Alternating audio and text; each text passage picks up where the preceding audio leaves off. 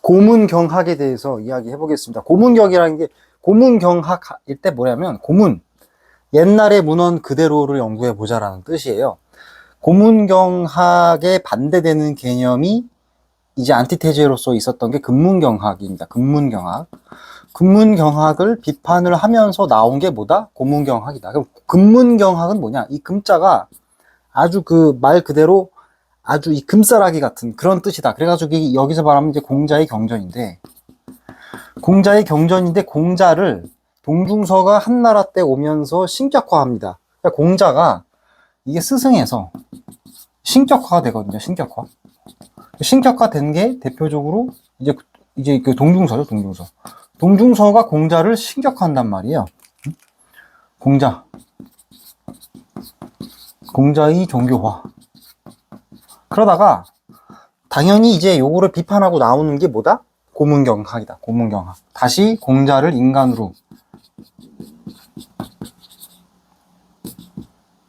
서의 공자. 그래서 공자가 원래 했었던 말을 다시 한번 찾아보자라고 하는 거예요.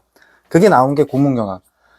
우리가 이제 그 서양사를 공부를 할 때에도 고대 시대가 있고 고대 시대에다가 중세로 넘어갔다가 그것이 다시 르네상스 시대가 오면서 문예부흥이라 그래가지고 고전 있는 그대로를 찾아보고자 하는 그런 어떤 그 복고 운동들이 벌어지지 않습니까? 근데 그거하고 비슷한 거죠.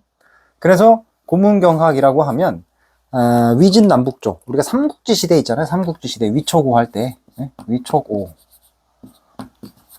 그러니까 한나라 말기 때부터 시작을 해가지고 이제 공자를 재해석하는 게 아니라 원래 공자의 뜻, 동중서가 신격화한 공자가 아니라 원래 인간으로서의 공자의 원전을 찾아서 연구해 보고자 하는 그런 사상적 움직임이 있었고, 대표적인 게 고문경학이고, 그 중에서 오늘은 양웅이라고 하는 사람의 사상, 고문경학의 양웅이라고 하는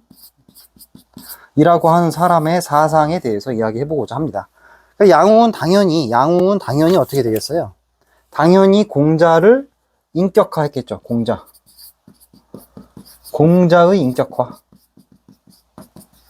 공자를 다시 인격화했다라고 하는 거고. 그리고 이제 우리가 경학이라고 하잖아요. 경학이라고 하는 것은 공자의 해석이잖아요. 공자를 해석할 때 동중서는 음양가에 기반한 그런 어떤 해석을 했다라고 한다면, 그 이후의 해석은 공자를 도가적 입장에서 해석하는 것들이 많습니다. 도가의 사상이 플러스 알파가 되었다라는 것입니다. 자, 그래가지고 양웅이라는 사람이 구체적으로 어떤 이야기를 했느냐라고 이야기를 하면, 이 양웅이라고 하는 사람은 뭐 당연한 얘기지만 이 사람은 천인 가북론, 그러니까 동중서가 이야기한 그 음양가의 사상들 중에서 천인 가북론 비판해요. 이거 비판을 하면서 자연, 여기서 말하는 자연은 천지가 되겠죠. 천지와 인간사 분리된다라고 하는 거죠. 자연은 자연의 법칙이 있는 거고, 인간은 인간세의 법칙이 있는 거지, 이게 따로 있는 거다. 그러니까 가치 중립적인 것이죠. 그런 부분들이 되겠고, 이 사람은 이제 AD 18세기에 죽었으니까, AD 18년에 죽었으니까는 대충 한 30년 경쯤에서 AD 한 18년 정도에 사망한 사람입니다. 요때 이제 지금으로부터 한 2000년 정도 되는 그런 그 전 사람이죠. 그래서 이 사람이 뭐라 그랬느냐, 이 사물의 원래 자체를 봐야 한다. 객관으로서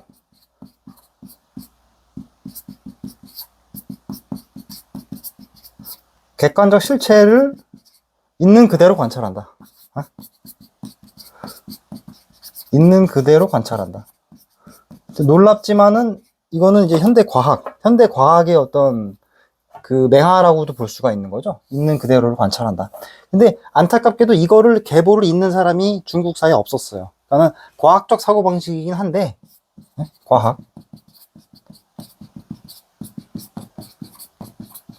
과학적 사고방식이긴 한데 요거를 본받는 사람들이 안타깝게도 없었다라는 것이고요.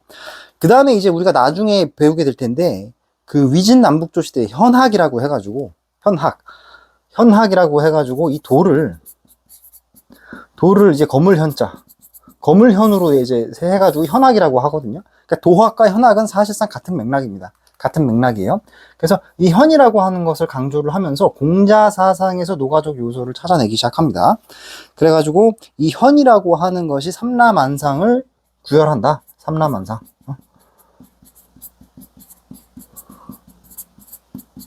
구현한다. 이렇게 이야기를 해요. 동중서와 비교했을 때 상당히 과학적이죠. 상당히 유물론적이죠. 그렇죠? 그래가지고 현이라고 하는 것이 결국 이것이 현이라고 하는 것이야말로 하늘과 땅과 인간, 이 천, 인, 지, 이 세 개를 모두 다 구현하는 근본적인 요소이다. 이렇게 이야기를 합니다. 그 다음에 또 하나 이야기할 것이 으뜸으로 당연히 공자를 삼기는 합니다. 당연히 으뜸으로 공자를 삼기를 하는데 그 공자를 도의 관점으로 해석을 하죠. 이 공자를 해석하는 데 있어서 도가적 요소를 제가 더했다고 이야기했잖아요. 그러니까 공자를 해석하는데 공자의 말을, 공자의 언어를, 이 언어를 도가적으로 해석하는 거예요. 이렇게 해석한 이유는 뭐예요? 너무 지나치게 공자가 신격화되니까 이걸 끌어내리기 위함인 것이죠. 다시 인간으로서 공자로 끌어내리기 위함이었었다. 그래가지고 이 사람이 했던 말 중에서 아주 그 마음에 드는 말 중에 하나가 뭐냐면 점술가와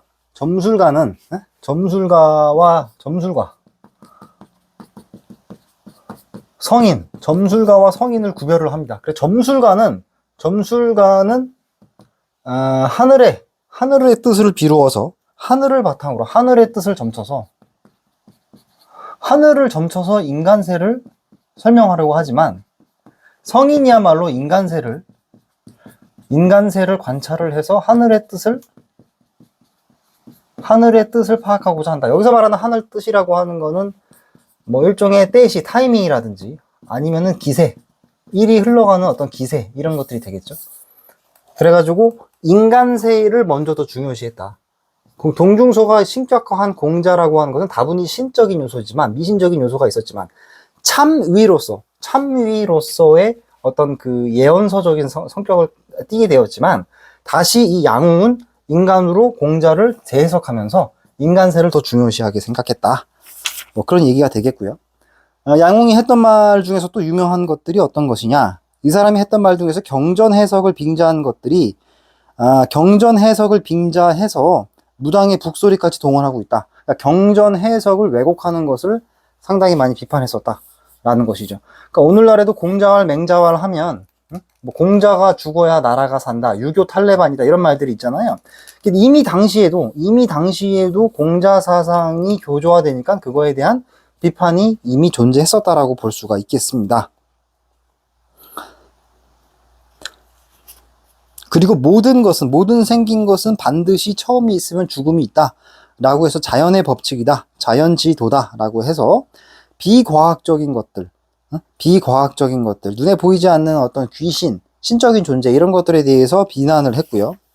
그 사람이라고 하는 거는 사람의 인격에는 선과 악이 같이 있다는 거예요.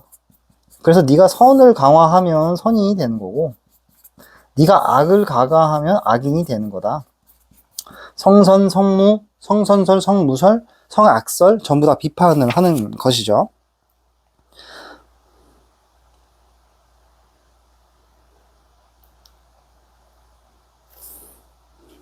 그래가지고 이제 양웅에 대해서 봤는데 다음 시간에 이제 왕충에 대해서 또 이야기를 해볼 거거든요.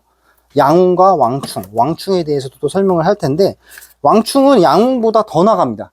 이 공자의 신격화를 비판을 더해요. 그래가지고 다음 시간에는 이 공자가 어떻게 신격화되는지 이렇게 볼 수가 있겠고, 그래서 아무튼 여기서 이야기하는 건 뭐냐면 우리가 지금 중국 철학사를 제가 공부하는 거잖아요. 중국 철학사가 지금 어디까지 왔냐면 한나라 때까지 왔단 말이에요. 그러니까 한나라 때까지 왔는데 한나라에서 동중서가 이 공자의 사상을 너무 신격화하다 보니까 그것에 대한 비판으로서 금문경학이 탄생하게 됐다라는 거죠. 금문경학. 금문경학은 뭐냐? 고문경학이 탄생하게 됐고, 동중서가 말하는 것은 금문경학이었죠. 금문경학, 공자의 사상을 종교화하는 것이었었다.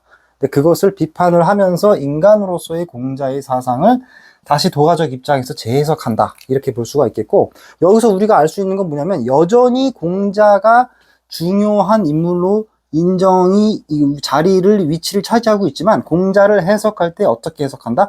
도가적 입장에서 해석한다는 거예요. 그러니까 우리가 이제 경학, 중국 철학을 이야기할 때 경학이라고 이야기를 하는데, 중국은 새로운 사상을 이야기하기보다는 공자의 사상을 재해석하는 방식으로 다른 사상들이 자신의 주장들을 펼칠 수밖에 없었다. 경학의 시대가 무려 2000년 동안 지속되지 않습니까? 자, 그래가지고 그 예수 그리스도가 태어난 그 시절을 전후해서 태어난 양웅이라는 사람은 공자의 교주화를 비판을 했었다라고 하는 것이고, 아주 과학적이고 물질적이고 기계론적인 사고방식이죠. 그죠? 가장 중요한 거는 인간세, 천인가붕론을 비판하는 거예요. 자연세와 이 인간세를 분리를 한 거죠. 가치 중립적이다, 자연은. 예?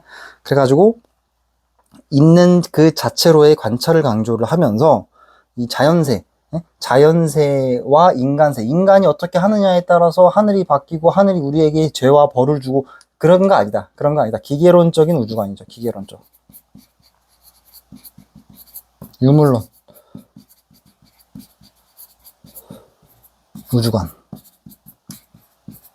우주관이 나오게 됐었다. 여기까지가 양웅의 사상이 되겠습니다.